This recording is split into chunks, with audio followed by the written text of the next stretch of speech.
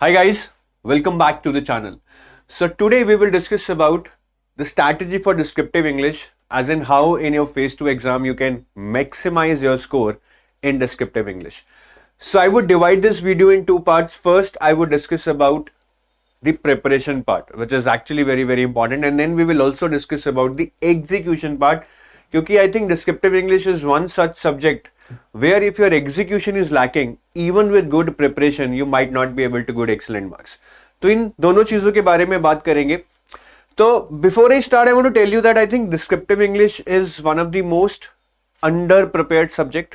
लोग बहुत लाइटली लेते हैं इसको, और मैंने बहुत बार देखा है दैट फॉर एफएम, राइट, से subject like FM which is 100 marks, आप थोड़ा थोड़ा भी पढ़ेंगे ना तब भी you will see that you are at least no spending 100 plus hours on FM. Whereas on descriptive English बहुत सारे लोग रिजल्ट के बाद ही, फेज 1 का रिजल्ट आने के बाद ही डिस्क्रिप्टिव इंग्लिश शुरू करेंगे, and they would just be spending 20 hours 25 hours at the maximum on descriptive English, whereas this is having equal marks as that of FM. और descriptive English is एक ऐसा subject है जहां पे you will get maximum value for your effort, maximum value. अगर आप अच्छे से कर जाए तो इसमें 70, 75, 70, 75 मार्क्स लाने मुश्किल नहीं है. ठीक है, तो this is something which can give you maximum value for your effort. और कहानी शायद सारी 20-25 मार्क्स की है. अगर आप बिल्कुल प्रिपेयर नहीं करेंगे तब भी you will get around 40 to 50 marks. I am sure about that. But if you prepare well, that will help you to beat the competition and get those extra 20-25 marks which can take your total to 70 or 75. ठीक है, तो इस पे ध्यान देना है, इसको छोड़ना बिल्कुल भी नहीं है. This is one of the key subjects. ठीक है, ईएसआई का तो कोई भरोसा नहीं है कैसा आएगा. एफएम एनीवेज आपको करना ही पड़ेगा because everybody is scoring good in FM if you see the past year trends. Descriptive English can help you at least to get that edge अगर आप अच्छा कर जाए, क्योंकि यहाँ पे वेरिएशन आएगा. जो गंदा लिख के आएगा वो शायद 55-60 पे रुक जाएगा, but if you can get that 70, those 10 marks can give push to your selection. सबसे पहले मैं स्कोप की बात करूंगा. तो वी ऑल नो कि यहाँ पे एसे, प्रेसी और रीडिंग कॉम्प्रिहेंशन आते रहे हैं. ठीक है, but there can be a surprise element also कि उन्होंने कुछ और डाल दिया, लेटर राइटिंग डाल दी. I am not sure, I think notification में ये गिवन नहीं है कि ऐसे, प्रेसी और कॉम्प्रिहेंशन ही आएंगे. आई थिंक ये गिवन नहीं है. अगर गिवन है तो वही आएगा. I am not sure about this, I am not able to recall this now. But एक सरप्राइज एलिमेंट हो सकता है कि वो लेटर राइटिंग डाल दें अगर नोटिफिकेशन में एग्जैक्टली मेंशन नहीं है कि ऐसे, प्रेसी और कॉम्प्रिहेंशन ही आएगा. But anyways, apart from this surprise, इसकी आप थोड़ी बहुत तैयारी कर लीजिएगा. Now apart from this surprise, अगर मैं एज्यूम करूं कि ऐसे, प्रेसी, कॉम्प्रिहेंशन आएगा, ऐसे आपका नॉर्मली से 30 मार्क्स का आता है. This can also very. वैसे प्रेसी भी 30 मार्क्स की आती है और कॉम्प्रिहेंशन 40 मार्क्स का आता है. ठीक है, तो ऐसे में सबसे पहले तो see you would be given options. हम सब जानते हैं कि we are given options to write 1 essay out of 4 और 5. तो उसमें generally it has been seen कि एक ऐसे आपका सोशल इश्यूज पे आता है. विमेन एम्पावरमेंट हो गया, इलिटरेसी हो गया, ड्रग एब्यूज हो गया, there so many social issues. उनमें से एक टॉपिक पे आपको ऐसे आ सकता है. Then there are abstract topics also sometimes जिनका कोई सर पैर नहीं होता है. सो normally people avoid these kind of topics. Then one topic can be related to technology और internet, जैसे कि space exploration पे आ सकता है अभी. ठीक है, space exploration काफी न्यूज में है, so that is related to technology. और it can be role of IT in banking, that is again related to technology और internet. तो ऐसे टॉपिक्स आ सकते हैं. And then economy और finance, virtual currencies पे आ सकता है, blockchain पे आ सकता है. So this is another area where they can ask you. ठीक है, सो 3-4 एरियाज पे आप प्रिपेयर करके जाइए. I think about the essay. Precis generally देखा गया है कि they ask you from the leading newspapers में से एक आर्टिकल दे देते हैं और उसी पे आपको प्रेसी लिखना होता है. And the third is reading comprehension. ठीक है, so we all have done reading comprehension, this is nothing new, right. But यहाँ पे थोड़ा सा हमें पॉलिश्ड वे में आंसर्स लिखने होंगे so that we can always get those extra marks. तो ये एक बेसिक सा स्कोप हो गया.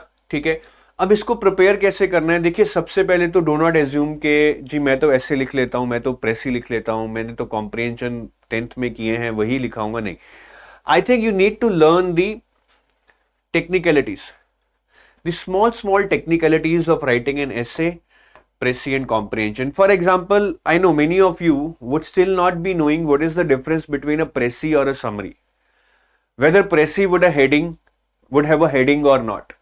Whether Pressy is to be written in the first form or the third form, many of you will not have idea about this. So this is what I mean by understanding the technicalities कि भैया essay में intro में क्या elements होते हैं, body में क्या elements होते हैं. So these are some basic things which you should be acquainted with.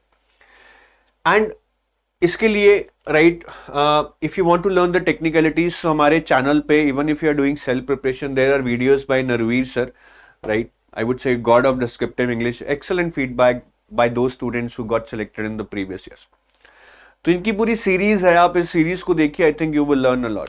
And once you learn the technicalities, right, ये वीडियोस को 2 नहीं 3 नहीं 4 नहीं 5 बार देखो. The technicalities should be clear. After that it's time to practice. How to practice? भैया practice करने के लिए बेस्ट चीज है एडिटोरियल. हिंदू में से पढ़ो, लाइव मिट में से पढ़ो, read 1 editorial per day. And after you have read an editorial, you need to type it because exam is online. Remember that. Paper pen से प्रैक्टिस मत करो, कोई फायदा नहीं होने वाला. You have to type it in the notepad. Do not write in Microsoft Word. There you will not be able to catch your spelling, grammatical and punctuation mistakes. And try to type whatever you have read after some gap. ठीक है. Normally I suggest 3 दिन का gap so that you are able to express your understanding and not the exact words or the lines. But अगर आपके पास time कम है, क्योंकि अब तो कम ही टाइम रह गया है, तो आप शायद अगर सुबह पढ़ रहे हो तो एटलीस्ट शाम को लिखो, इमीडिएटली मत लिखो. And whatever you have typed, right, then go to the website grammarly.com. हो सके तो इसका पेड वर्जन भी ले लो. Paste your content there and it will show all your mistakes. Grammatical mistakes होती हैं, punctuation mistakes होती हैं, spelling mistakes होती हैं. ये तीनों टाइप की मिस्टेक्स grammarly.com बहुत क्लियरली आपको दिखा देगा. उन मिस्टेक्स को कॉन्शियसली ऑब्जर्व करो. Many a times you will see that you knew the spellings. If you would have written them on paper with your pen, you would have written them correctly. But when we type them in a wrong manner. तो वो चीज को consciously observe करो, उसको improve करो. If you can do this exercise even for the remaining 12 days now, I'm sure your errors will improve, your typing speed will improve immensely. Your structure will improve immensely because editorial पढ़कर ना आपको एक structure लिखने की आदत पड़ जाएगी. And the last one is कि आपका content है ना जो बहुत enriched हो जाएगा. Ultimately ऐसे में लिखना तो content ही है, ठीक है. अगर वो कंटेंट अच्छा हो गया है तो कहीं ना कहीं एक एज मिलने की पूरी पॉसिबिलिटी है. तो कंटेंट जो एनरिचमेंट होगा ना डेली एडिटोरियल पढ़ के, वो बहुत होगा. दिन कम बचे हैं बट ठीक है, जो 12 दिन बचे हैं वो एडिटोरियल पढ़ लो, पिछले 12 दिन के पढ़ लो, 25 दिन में ही बहुत ज्ञान मिल जाएगा. इसी से काफी कंटेंट एनरिच हो जाएगा. तो ये कुछ बेसिक स्टेप्स हैं हाउ टू प्रिपेयर में, ठीक है. ये मैंने आपको वीडियो बता दी है नरवीर सर की, आप देखें. और एक चीज याद रखना, ठीक है, essay writing में always back up your thesis with some content which is fact based, data based. आप कुछ भी लिख रहे हो, कोई argument दे रहे हो, always back your thesis with some data, numbers. That will actually provide credibility to what you are writing and examiner will give you extra marks based only upon those backup thesis. ये हमेशा याद रखना, ये अभी से practice करोगे तभी जाकर you will be able to implement this in the real exam. So this is about the basic idea of preparation. बाकी आप कर ही लेंगे, I think इतना कुछ complex नहीं है, but execution is very very important and the first point in the execution that you need to learn is interface. Exam में आपको पेन एंड पेपर पे नहीं लिखना है, ठीक है, तो घर पे पेन एंड पेपर पे प्रैक्टिस मत करो. एग्जाम में आपको एक इंटरफेस में लिखना है जहां पे आपकी कोई भी स्पेलिंग मिस्टेक्स नहीं करेक्ट की जाएंगी, ऑटोमेटिक करेक्शंस नहीं होंगी. तो आप ऐसे ही इंटरफेस पे कीजिए जैसा कि मैंने बोला, आपको नोटपैड में कीजिए. और जो आपका इंटरफेस होता है ना वो बहुत छोटा होता है, इससे भी छोटा होगा. जो मैंने ये बाउंड्री लाइन बनाई है ना ये वाली, इससे भी छोटा इंटरफेस होगा, जो विंडो होगा जहां पे आपको लिखना होगा.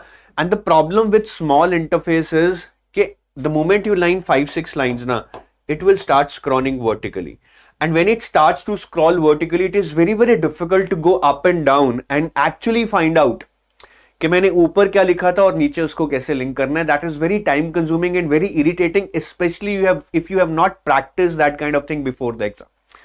तो एग्जाम से पहले ऐसे एग्जाम लाइक इंटरफेस पे जरूर आंसर्स लिखिए. This is one of the major problems which is actually faced by the candidates if they have not practiced on exam like interface before the exam. तो बिल्कुल भी bold out मत हो जाइएगा वहां पे, पहले ही इस इंटरफेस पे प्रैक्टिस करके जाइए. अगर आप किसी भी एनरोल्ड कोर्स में नहीं है तो बेसिक चीज कर सकते हैं, नोटपैड को खोलिए, उसको डायगनली छोटा करके 1/4 ऑफ योर लैपटॉप स्क्रीन बना लीजिए, डेस्कटॉप स्क्रीन बना लीजिए, उसी पे प्रैक्टिस कीजिए। This is the first point in execution. The second point in execution is about the keyboards. देखिए, whenever we type on our keyboard where we are typing regularly on our laptop where we type regularly, it's very easy, we have a good speed, but the moment that keyboard is changed, right, हम struggle करते हैं उस speed को पाने में, उस speed को match करने में। The similar thing will happen with you because you don't know कि वहां पे आपको कैसा keyboard दिया जाएगा, किस कंपनी का होगा, किस क्वालिटी का होगा। So it would always be challenge for you कि यार इस पे अब मैं उस स्पीड से कैसे लिखूं जैसे स्पीड मेरी घर पे थी। सो आई थिंक वो स्पीड तो नहीं बन पाएगी, but to make it easy for you to adapt आप क्या कर सकते हैं, आप अभी से जब प्रैक्टिस कर रहे हैं you use different type of keyboards, right. 4-5 तरह के कीबोर्ड्स ले आइए and keep practicing on them. देखिए, प्रैक्टिस करके ऐसा नहीं है कि सिमिलर कीबोर्ड उन 5 में से कोई वहां मिल जाएगा, but the idea is to learn to adapt कि कोई डिफरेंट कीबोर्ड भी आ गया, सो डोंट वरी।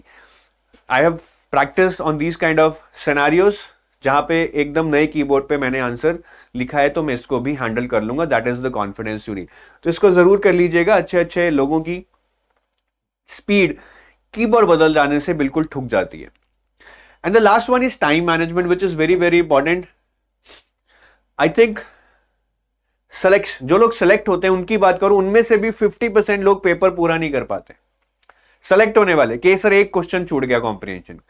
तो ये चीज हमने बिल्कुल नहीं होने देनी है। एक क्वेश्चन कॉम्प्रिहेंशन का मतलब 5 से 8 मार्क्स के बीच में आपका लॉस हो सकता है, वो क्यों करवाना है। टाइम मैनेजमेंट बहुत जरूरी है। सो आप जितनी भी मॉक टेस्ट प्रैक्टिस करें उनको विद इन टाइम लिमिट ही पूरा करें, उसी को आप सीखने की कोशिश करें कि एग्जाम में आपको टाइम कम ना पड़े। And for time management again it depends upon your strengths and weaknesses, but ऐसे में I think around 30 minutes is the time you should be giving, क्योंकि टोटल एग्जाम आपका 90 मिनट्स का होगा। ये तो पता है, ये तो उन्होंने नोटिफिकेशन में लिखा हुआ है। प्रेसी को 30 मिनट्स, कॉम्प्रिहेंशन को 30 मिनट्स, ये टोटल 85 मिनट्स बनते हैं। प्रूफ रीडिंग आई थिंक जरूरी है when you are writing descriptive exams, right, on an interface जहां पे कुछ भी ऑटोमेटिक अपडेट्स या करेक्शंस नहीं हो रही है। प्रूफ रीडिंग बहुत जरूरी है कि 5 to 7 minutes for proof reading, या फिर जैसे जैसे लिखते जा रहे हैं साथ साथ ऐसे लिखने के बाद उसको 2 मिनट में थोड़ा प्रूफ रीड कर लें कि कोई ग्रॉस पंक्चुएशन स्पेलिंग मिस्टेक्स तो नहीं है। सो ये टाइम मैनेजमेंट बहुत जरूरी है। जब भी प्रैक्टिस करें, always practice with in a time limit, always try to stick to this time limit, because exam में अगर एग्जाम ही पूरा नहीं हुआ ना तो जितना भी प्रिपरेशन कर लो सब बेकार जाने वाले। सो this is about the execution guys. और जाते जाते, in case you are looking for some assisted preparation, we have launched this RBI Grade B Phase 2 crash course. ठीक है, तो ये crash course में one is you will get live classes, you will get short notes for FM, ESI, descriptive English, you will get mind maps for easy recall and revision, सारे current affairs आपके covered होंगे, और test series, मतलब आपको ये सारे test इस live crash course में भी मिलेंगे, और सारे टेस्ट आपके जो डिस्क्रिप्टिव हैं वो इवेल्युएट भी होंगे। टेस्ट क्रैश कोर्स के अलावा भी also have a separate test series जहां पे आपको ESI के MCQs मिल जाएंगे, ESI के डिस्क्रिप्टिव मॉडल क्वेश्चंस मिल जाएंगे, FM के MCQs, FM के मॉडल क्वेश्चंस यानी कि डिस्क्रिप्टिव टेस्ट, करंट अफेयर्स के सारे टेस्ट मिल जाएंगे, पिछले 6 महीने के फुल लेंथ टेस्ट मिलेंगे और उनकी इवेल्युएशन भी मिलेगी। And we are offering flat 50% on this crash course. To avail this you can check the link in the description, right. So this is from my side guys, I take your leave now. ठीक है, English में जो execution वाले point बताया ना मैंने, उन पे जरूर ध्यान रखना। वही एक चीज है जो आपके मार्क्स कम कर सकती है या बढ़ने से रोक सकती है। So thank you, have a nice day, best of luck. I hope कि जब तक ये वीडियो आए तब तक अगर रिजल्ट नहीं आया है तो जल्दी आ जाए, ठीक है, क्योंकि रिजल्ट की वेट सभी लोग कर रहे हैं और रिजल्ट का आना बहुत जरूरी है। Not sure why RBI is delaying. Thank you, bye bye.